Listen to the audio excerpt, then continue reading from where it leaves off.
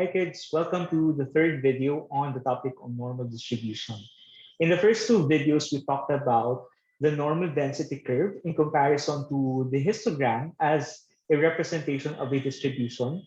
And we identified several types of density curves based on skewness and kurtosis. And using our understanding of skewness and kurtosis, we said the distributions that are both symmetric and mesokurtic are what we call as normal density curves. We also identified different properties of normal distributions, and we made use of the mean and the standard deviation to determine how changes in these two different parameters would have an effect on the normal density curves. Now, in this part of the lesson, we will talk about what we call as the empirical rule, which is a very important rule that we can use to determine the area of the normal curve or the area under the normal curve given specific values of the standard deviation with reference to the mean.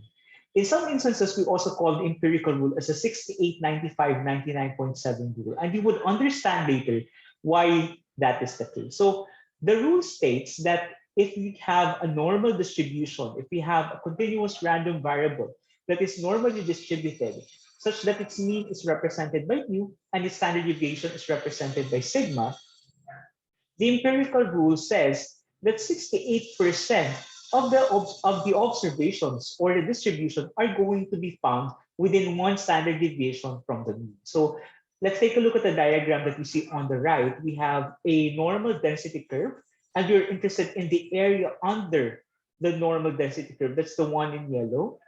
And we know for a fact that the whole area is equal to 100%. But according to the empirical rule, when we isolate the area that is found between -1 standard deviation and +1 standard deviation, that area or that region is going to take up 68% of the whole distribution. Aside from that, the empirical rule also states that from -2 standard deviation to +2 standard deviation, this is where we will find 95% of the distribution. And finally, if we have a normal density curve, the area under the curve from -3 standard deviation to +3 standard deviation would be 99.7% of the whole region or the whole area under the normal curve. So this is the reason why you also call the empirical rule as a 68, 95, 99.7 rule. The empirical rule is very useful when we try to identify the probability or the percentage of a certain sample or population based on the idea that the distribution is normally distributed and on the values of the mean and the standard deviation. But before we look at certain situations that we can apply the empirical rule, let us try to develop the skill of identifying first certain regions or the area of certain regions under the normal curve by making use of the empirical rule. So remember, things that we need to remember are the following. First, the normal density curve is symmetric, which means that the area to the left of the mean should be the same as the area to the right of the mean. Second, the empirical rule states that 68% of the distribution is from -1 to +1 standard deviation, 95% is found from -2 to +2, and 99.7% is found from -3 to +3. When we know all of these information, we're easily able to identify other areas under the normal curves or areas of certain regions under the normal curve, such as this first example.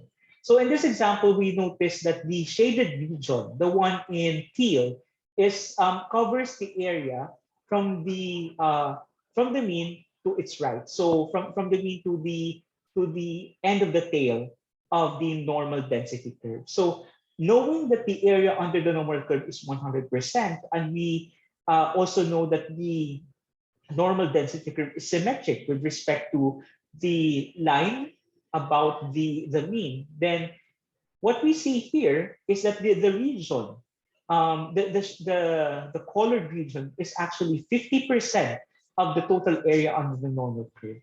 We can express this 50% in terms of percentage. So we can say that the area in this region is 0.5. Let's take a look at the second example.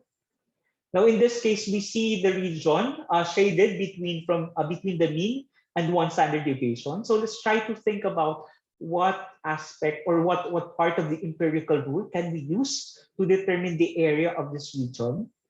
And if you're thinking that we can use the fact that 68% of the observations are found from -1 to 1, and that we know that the distribution is symmetric, then we can easily identify that the area of this region over here is going to be 1/2 of the area from -1 to 1. And if the whole area from -1 to 1 is 68% based on the empirical rule, then this should cover half of 68% or 34% of the area under the normal curve. In decimals, we say that the area is 0.34. Let's look at example number 3. We have a larger region in this case that covers the very end, the very end on the left side of the normal density curve up to +1 standard deviation.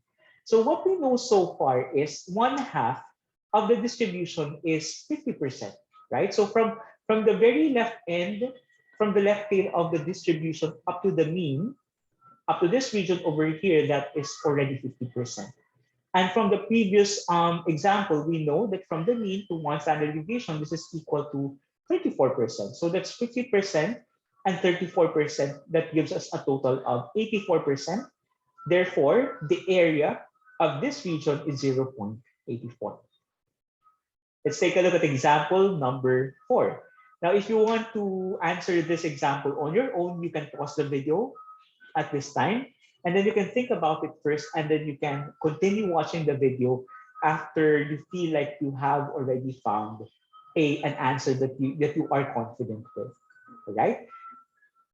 So let's consider what the area of the shaded region is. What we're seeing now is a composition of two separate regions, but symmetric regions both at both tails of the distribution. And this covers the region to the left of -2 standard deviation and to the right of +2 standard deviation.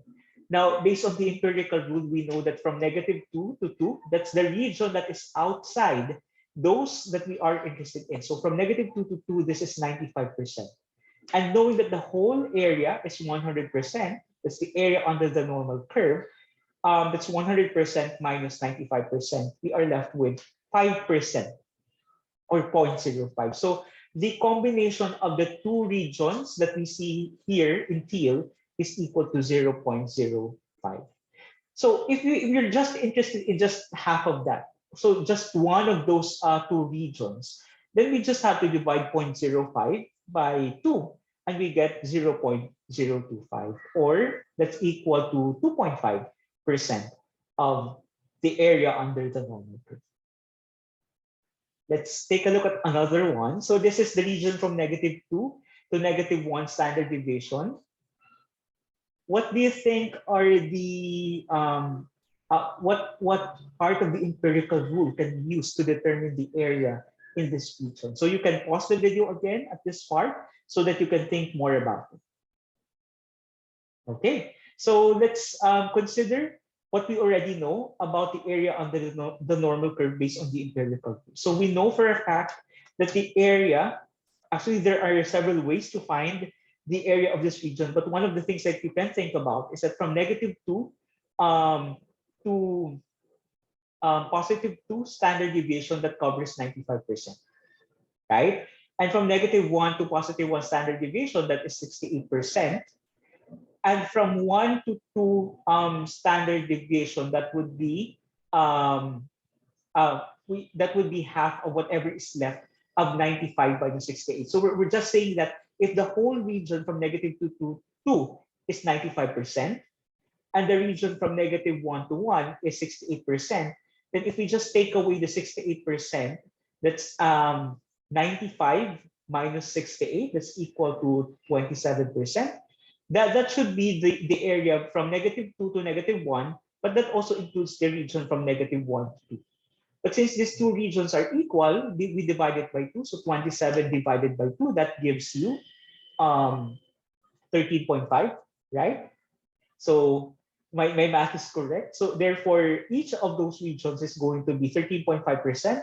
of the total area under the normal curve, or in decimals, we can say that is equal to 0.135. All right, so we have another one here. This time, this is actually much simpler if you think about it.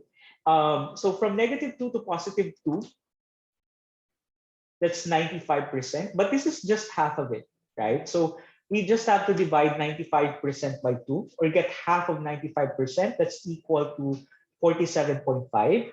Therefore, this region has an area of 0.475. Okay, let's take a look at this one, but take note that in this case, the region beyond the standard deviation is not covered. So we're looking at the region from -1 to 3 standard deviations, right?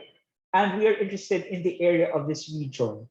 So we already know that from the mean to 3 standard deviations, that's that's just half of the region from -3 to 3. So that's one way of looking at it. Let's begin by taking a look at -3 to +3 standard deviation. According to the empirical rule, this is already 99.7%, right? It's 99.7%. Now, if we take half of that, we would be able to cover the region from the mean to 3 standard deviations. So half of that would be 48 point something. So let's just try to part that part. 48 something of point something of whatever that value is. Let me see. All right. So we are also interested in the region from -1 standard deviation to the mean. So that's equal to, we already know that this is equal to 34%. So when we add whatever half of 99.7% is with the remaining 34%, we should be able to get the value of 83.85% or 83.85%. All right. So let's proceed. Now what we're going to do is make use of our newly developed skill on identifying the area under the normal curve to look at several problems that we can apply it to. So let's take a look at this problem. It is known that when a specific type of radish is grown in a certain manner without fertilizer, the weights of the radishes produced are normally distributed with a mean of 40 grams and the standard deviation of 10 grams. So we have a variable, and the continuous random variable is the weight of the radishes that have been produced without fertilizer. And the problem states that this is normally distributed with a mean of 40 and the standard deviation of 10 grams. Also, when the same type of radish is grown in the same condition, but this time with the inclusion of a fertilizer, the weights of the radishes produced are also normally distributed, but this time the mean is going to be greater at 140 grams and the standard deviation is 40 grams. Okay, so based on that statement, we are going to do several tasks, starting with this one. Can we make use of our of the empirical rule to determine the proportion of radishes grown without fertilizer weighing less than 50 grams? Let's start by representing this normal distribution by its normal density curve and identifying the values of using the mean and the standard deviation. So the mean is going to be at the middlemost part of the normal density curve, and that is 40. Remember, we are interested in the radishes, the weight of the radishes that have been grown without fertilizer. And based on the problem, this is 40 grams. The mean is 40 grams and the standard deviation is 10. So if the mean is 40 and the standard deviation is 10, we should easily be able to find the other values on the x-axis. And these will be 50, 60 for 2 standard deviations, and 70 for 3 standard deviations. On the other side of the mean, we will have 30. That's -1 standard deviation. For -2 standard deviation, you would have 20. And for -3 standard deviation, that will be equal to 10. All right, so let's review those values. Now we are asked to determine the percentage or the proportion of radishes grown without fertilizer weighing less than 50 grams. So when we say less than 50 grams, we're interested with all of the the area of the distribution to the left of 50. So let's identify 50 grams in the x-axis. This is equivalent to one standard deviation. So what we are interested in is actually this region over here. I was able to show the answer already, but let me explain why 84% is the proportion that we are after. So from 50, from one standard deviation to the left of it, because we're looking at weights that are less than 50 grams, we make use of the empirical rule to determine the area of this region. And we know for a fact that from the mean to the left until the tail, this is already 50%. And we know that from the mean to one standard deviation, this is 34%. Therefore, this is 84%, or the total area covered by this region is 84%. And this is the proportion of the radishes that are grown without fertilizer that weigh less than 50 grams.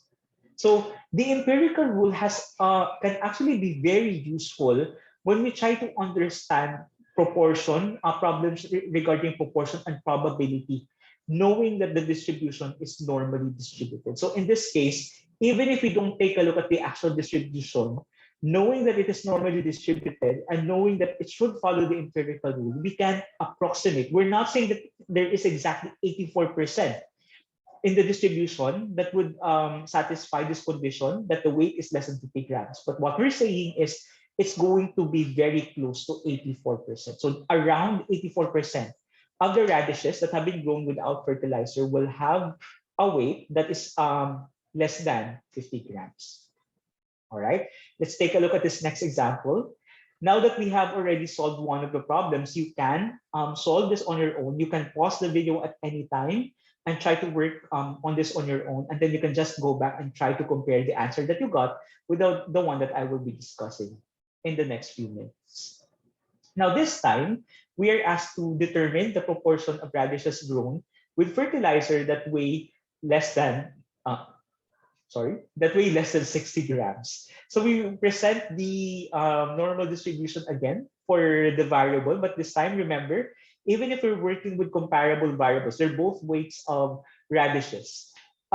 This group or this distribution is actually different because these are the radishes that had been grown with fertilizers, and their mean and standard deviations are different. So if you look back at the statement of the problem, we see that the mean of these radishes is 140 grams and the standard deviation is 40. So we need to reconstruct the normal density curve to reflect these values over here. So the mean in the middle is 140, and we will increase the value by 40 grams for every one standard deviation away from the mean. So 140 in the middle, one standard deviation would correspond to 180 grams, then 220 for two standard deviations, and finally 260 for phi sigma.